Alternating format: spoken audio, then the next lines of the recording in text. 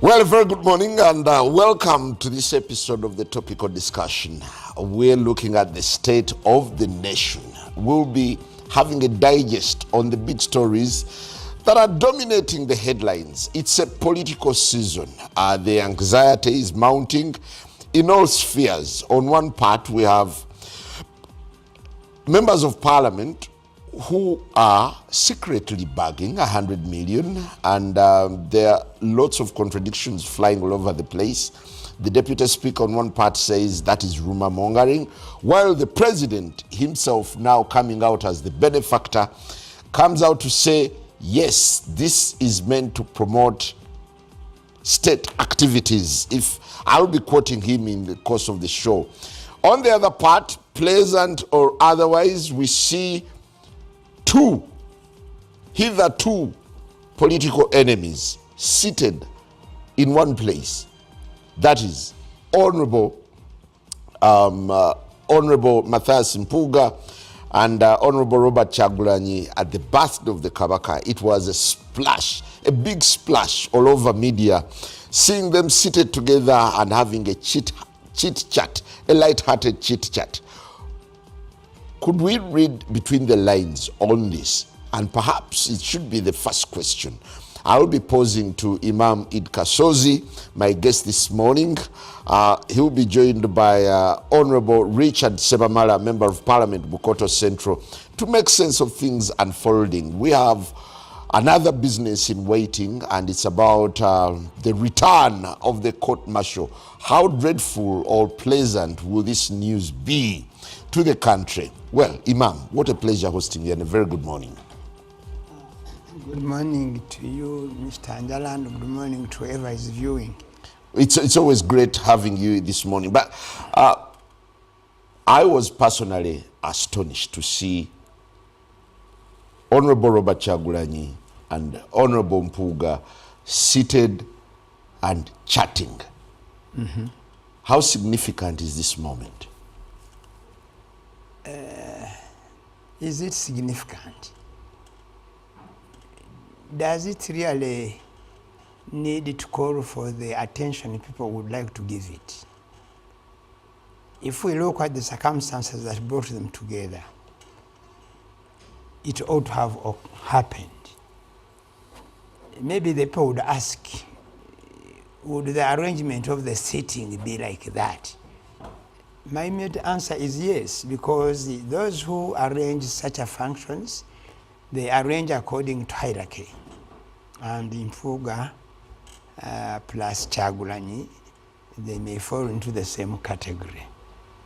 One being the president of NUP, the other having been vice president of NUP, two having served as LOP, and three, he's not just an MP, but he's also a commissioner in Parliament of Uganda.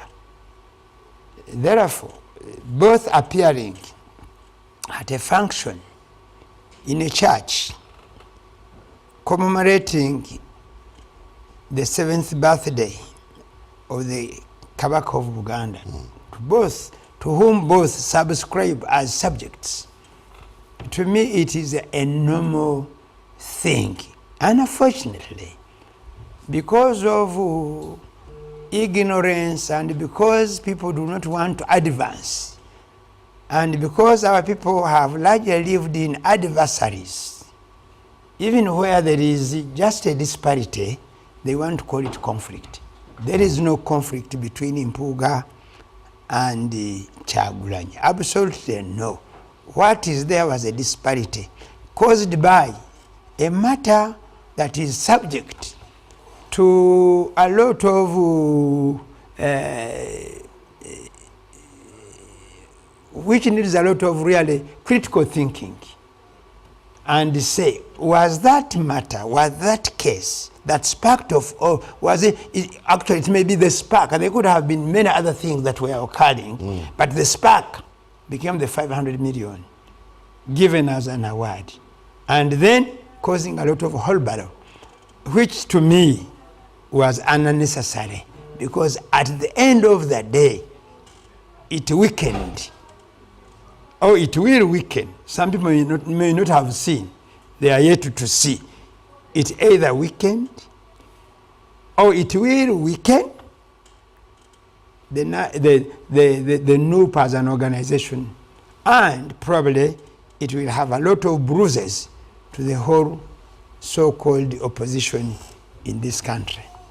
Because behind the scenes, you see, because I have even started seeing some reactions, some of them not well grounded in terms of real looking at them critically, but somebody, because he wants to be seen that he's talking about an event that has occurred and a lot of many other things. What is the problem? What is the problem?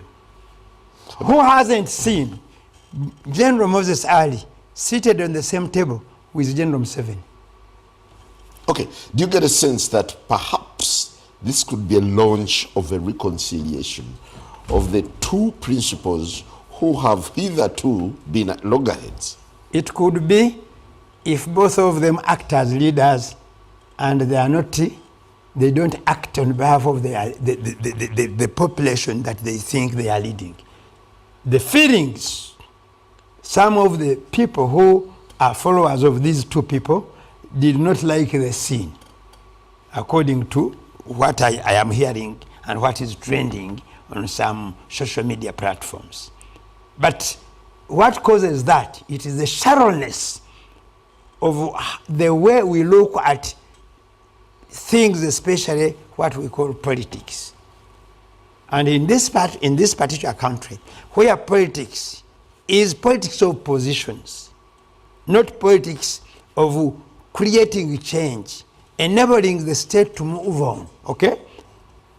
That's why it is attracting even all this time of ours where we would be discussing some bigger matter than this. Yeah, but, because to me, the meeting is okay if they can utilize it as a stepping stone to ensure that they overcome the weaknesses they have, and we see tomorrow. Do you want to look at this as a meeting of equals? It is. Or there is a sense that one submits to the other? And, no, it is. And I have told you why they are seated like that. And look, how are the next people around them? Captain Babu, Honorable Salukwago, and other people. Because the arrangement of whoever organized this is the arrangement. It is not, for example, if this function probably was in the mosque, in Mawanga Masjid, for example, probably they would not have sat together, because the sitting in Mawanga Mosque, the sitting is free. You sit where you want. But in some of our institutions, as a matter of fact, they will say, if you have a function in Next Media, okay, and you have invited various people, you will arrange, you call it protocol, okay, you will arrange accordingly. And sometimes, either by coincidence or by design, okay, you get while you argue that maybe we are paying a lot of hula-baloo to this, does it in a way bring to light the fact that it's time now to look at the role of institutions like religious institutions, churches and mosques, and culture institutions in fostering the politics of the region? It should have been, but unfortunately, do those institutions still have control over the masses? Do the masses sincerely appreciate and believe in this, or they just use them at a time when they need them, and the moment they have overcome that, they forget? Two, the whole thing you are talking about, we are trying to talk about, to me, I think is a sign that critically there is no bigger difference between Mpuga and Chagulanyi.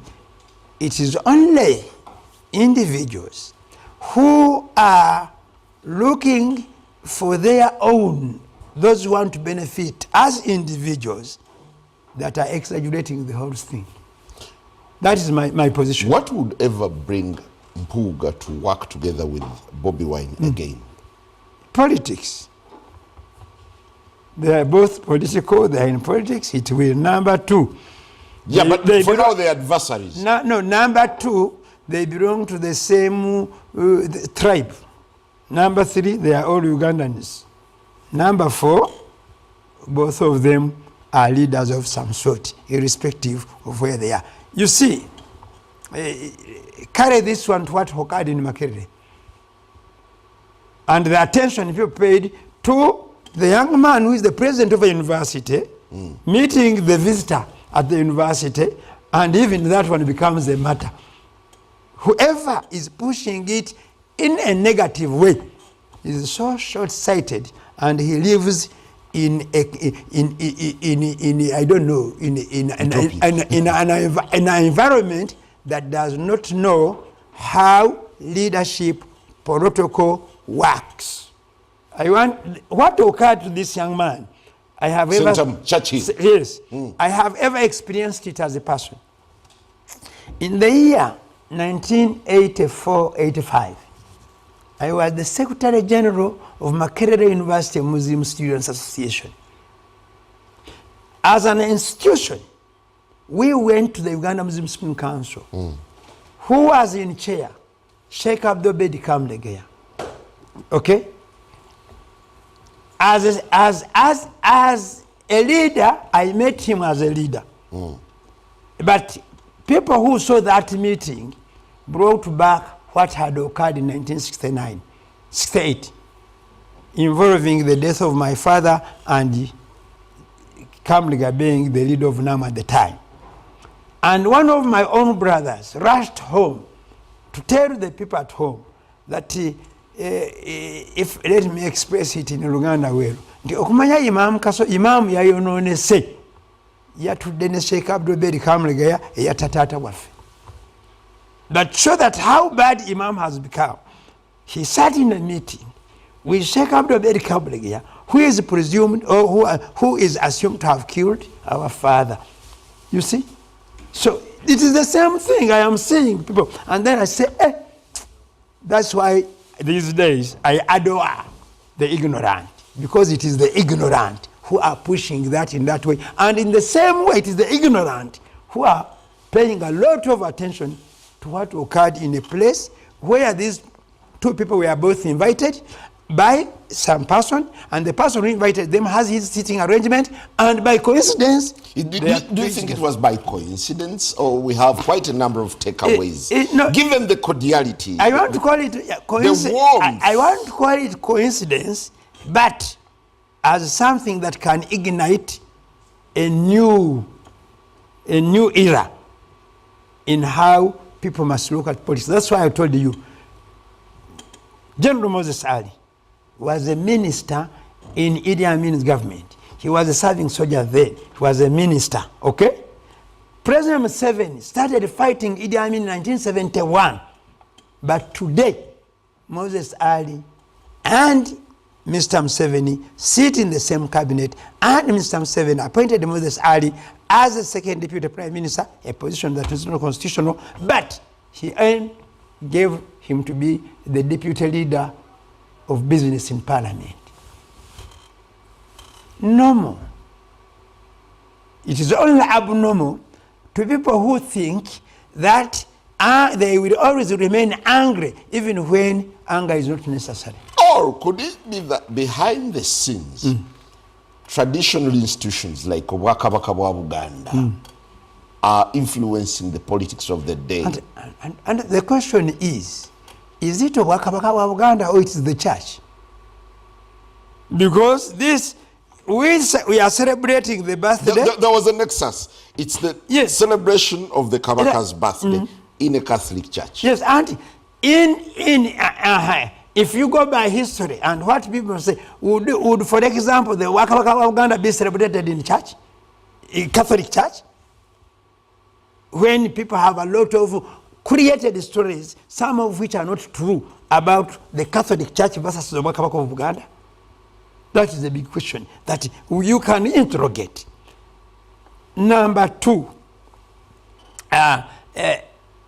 if it was the intention, the church and the Kabaka of Uganda both of them don't need that the occurrence of the birthday of the prophet, of the Kabaka, in order to bring Mpuga and Kyagulanyi together. They can't do it without any of us seeing, okay? And then we see the results. Probably they have been attempting, and there were some roadblocks. Now, God, Allah subhanahu wa ta'ala helped them to bring the birthday of the Kabaka. Both of these are here, and they are together. And now when they are called to say, we can talk with you in order to remove this impasse that is there, whoever refuses, then could get the wrath of either of the two by saying that, you know, Imam Kasozi is not a good person. He only pretends to be. When we attempted to say, let us bring sanity and then see that change that we want to see happen, he acted like this. Therefore, now we are going to see who of the two, or both, who is a hypocrite. Yeah, but don't you think sensationalists are likely to kill the whole intention? And that's why I say we should not act on behalf of the sensationalists, because they're ignorant. And I repeatedly use the word ignorant without fear or favor and without fear of any contradictions. Why? Because as a mature person, you see. But it's inevitable. Let me tell you, like I hear people talk about war. Okay? I have been following wars in different places. In this month of Ramadan, I had the opportunity to visit Chiriandongo refugee camp. Okay? And I was shocked when I found people I previously knew, big people, responsible people, managers of institutions in a camp helpless, needing support. And then I said, if Ugandans? No, Sudanese. And then I said that if anybody comes to me and he says, we want to launch war, I don't think I would support that person. Because even when they launched the war, thinking that we are going to overcome problems, we are in more problems than probably we were then. But seemingly there is some semblance of peace. But down the ground, we have issues. I shouldn't have said this, but let me say it because of your provocation, and you also have talked about the 100 million. There is a surgeon in this country who should be in his mid-80s. He started serving as a medical person in 1953 after completing medical school.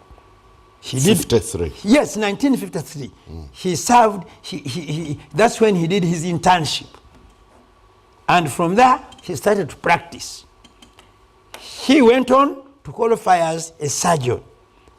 And he has worked on many people.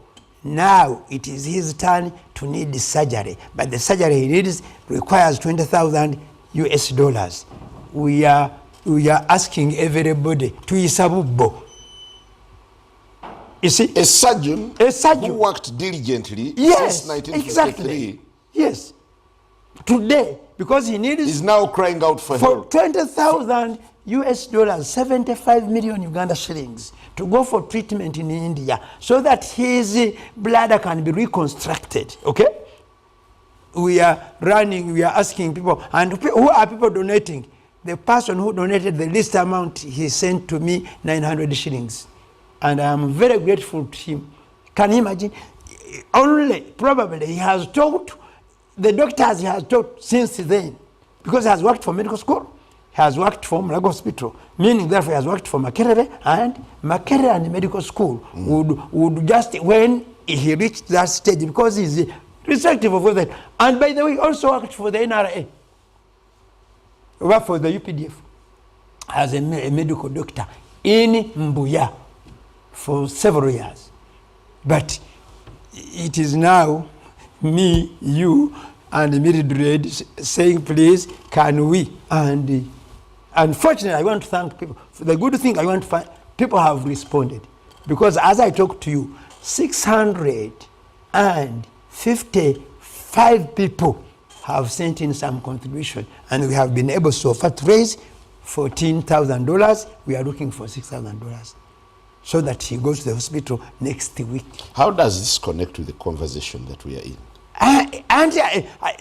That's why I'm telling you that people come here and they camouflage, and you think they are okay. It's connecting to show you that if people are working for us, if leaders are sincere and open, such a small scenario that have occurred should come in. Or if we think that the institutions have nothing to do to help us, they should be the leading ones to do certain things. Or when, for example, it would be absurd. Today, when I entered here, I found a cake. And you said, Mildred in Howard said that I have worked with that gentleman. Man, she calls me man. Yeah, you are not gentle. I don't know. For 10 years. And it is that we are celebrating. But after 10 years, for example, if both of you left, and one of you has a problem, and this institution, which you served for 10 years, cannot take the lead to say, let us bail them out, because they brought so many people to listen to the morning breeze, to these topical issues raised every Friday morning when you bring here some journalists, and then others they have hosted. Then it means there is a problem. Then you go back to Francis Mpuga's statement in his book Betrayal in the City, when he said that for the ordinary people, fruits of independence, we get them secondhand. Well, that takes me to another subject that is actually doing a lot of rounds. Just last week, there was a huge storm, over 100 million, that was awarded to MPs to thank them for ostensibly having passed the coffee bill and to fuel them to support the UPDF amendment bill. Well, initially, Parliament had come out to deny, and a cross-section of MPs from the opposition also signed a petition condemning this money as evil. But later, the president came out and said, yes, indeed, there is this money. He also derided MPs on the other side for getting foreign funding and not finding a problem with it. What's your reading of these things? I don't know where to begin. And sometimes when I sit back at my place, at my home, and with some people, I begin to say that I think I took the right decision to do what I am doing, rather than aspiring to become a political leader in this country. While many people, even up to today, still wished it or wanted it, but I told them, let me remain myself. I have said from this seat where I am that African leaders commit the same mistakes. And when I stated that, I highlighted 3 mistakes. And it is that statement that I want you to use in analyzing or answering your question. Number 1, they fear the people they lead. Number 2, they lie, the people they lead. Number 3, they cheat the people they lead. So the big question of the day, who is telling the truth? The MPs, the president, the Speaker of Parliament? Who is telling the truth? The media or the people where this information is precipitating? Number 3, whoever started this rumor if I can take it, what was his intention? Well, at least the person who first broke the story was Honorable Joel Senyonyi, the leader of opposition in Parliament. Yeah, he's the leader of opposition? In Parliament. In Parliament, okay.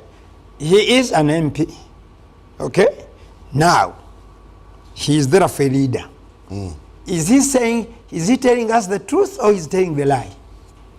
Two, when he... At least he was vindicated when the president came out. No.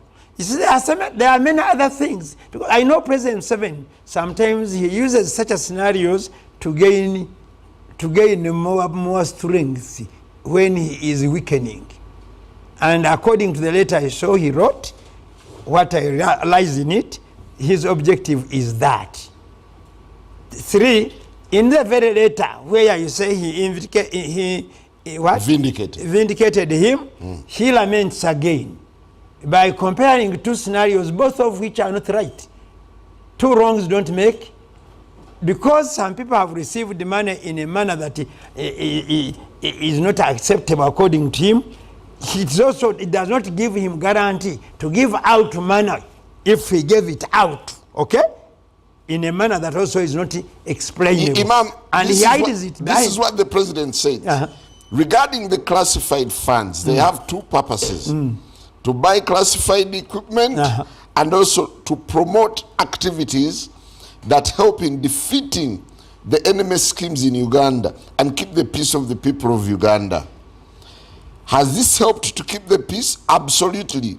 Is not the reason why Uganda is an island of peace in this area. To him, he thinks Uganda is an island of peace. To him. Because the peace is attributed to him. But to many it isn't. All the people crying, Besigye, can you tell Besigye that there's peace?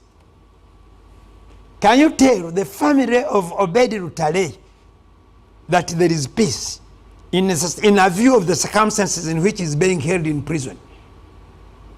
Can you tell the families of hundreds of people who presumably opposition or NUP supporters that there is peace? Fortunately, last week I got a visitor who came needing support. He had walked from where you stay. Where do you stay? Entebbe. He walked from Entebbe to Kampala, coming to see a politician whom he had supported and in the process he was arrested, he was beaten, you can say he was maimed. Okay? He works with difficulty, his joints are broken, okay? But he wanted support and he did not get this support. And somehow he meets somebody on the street who says, why don't you try Mawanga Masjid? Then he said, who is there? He said, Imam Kasozi. Oh, I don't know. Then he also came walking from Kampala to Mawanga to be assisted. So, can that one, can you? And he said that for 2 days they had not had food at home. That's why he reached that stage. Can you tell that one that is peace? So, peace is relative. And it is in the eyes of the beholder. It is relative. There are people sleeping may be peaceful, but poverty, people being survivors. So how do we get to the bottom waiting? Of this? So and you see, you interrupted me. I wanted to show you the scandal, if it is a scandal, that it is caused because of three factors. Number, because of leaders, African leaders, largely. They lead. So who is telling us the truth? There is a lot of lying over this matter. I would wish Honorable Lope Senyonyi can come up and say that one of the people who got this money is Imam Kasozi, an MP of Mawanga constituency. That would be a bigger step. Number two, because now when you look at the president... So he should expound on yes, and when you look at the statement of the, for example, the Speaker of Parliament, who was in the chair at the time, he said, I am also an MP. Where is mine? who picked mine? Nobody has called me. Is he telling the truth? Then when you look at the letter of the where does the letter of the president live? 2, if we take classified, does paying a bribe, if they received it, to MPs for what you are claiming, either because of coffee bill or the impending UPDF amendment bill, if it is the case, that's why is that right? In either way, it includes there is a lie, there is cheating, and there is fearing the people. So some of the people expressing the whole thing how it is because they are fearing the people they are leading, the electorate, that if I don't come out to say this, probably I have no chance. And therefore, in order for us to really understand this, I want President Museveni to be clear and said, yes, I gave them, but it was classified money, don't ask me. Because classified money is appropriated by Parliament. I thought he's been unequivocal in his... No. Is it vague? He's vague and he's beating about the bush. And that's why he brings in, didn't you hear an American, I don't know whether he's a senator or member of Parliament. From Texas. Saying that we gave this, and then he says it is grant. There is no grant money. There is no money that comes to Uganda and the government of Uganda does not know. Especially if it goes into the tunes he was talking about. Unless it was brought in a bag. And also, it is very risky to carry money, such a big sums of money, in a bag. 2, if it was carried here secretly, how did he come to find out? Just because that man talked about, if he is using the senator or the MP in the US as the primary source of his information, then we are in trouble. What is the purpose and use of the financial intelligence as we in take this a country? break, how big is a scandal this cash bonanza could be? It is big because if we assume everybody got 529. Well, there is a group of MPs, at least they're about 30-something, who have come out. Before they have said we have not got when they got. Some before. In the history of all these so-called money bonanzas, we have had all those scenarios. But because of the 3 things I have mentioned, fear of the people they lead, lying people they lead, and cheating them, that's why we have all those stories. So we also need to interrogate them. Yes! Yes! Didn't you hear that some people came even in front of cameras and they assumed to have returned the money when in the final night they did not return it? We'll take a break.